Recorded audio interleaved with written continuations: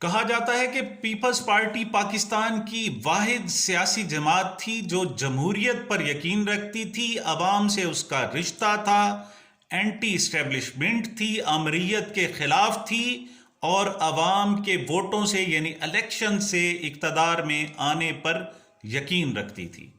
لیکن یہ جو موجودہ پارٹی ہے یہ عوام کے حمایت سے تو اقتدار میں نہیں آئی، بلکہ اسٹیبلشمنٹ کی مدد سے رجیم چینج آپریشن کے بعد اقتدار کا کچھ حصہ ملا اور بلاول صاحب وزیر خارجہ بن گئے۔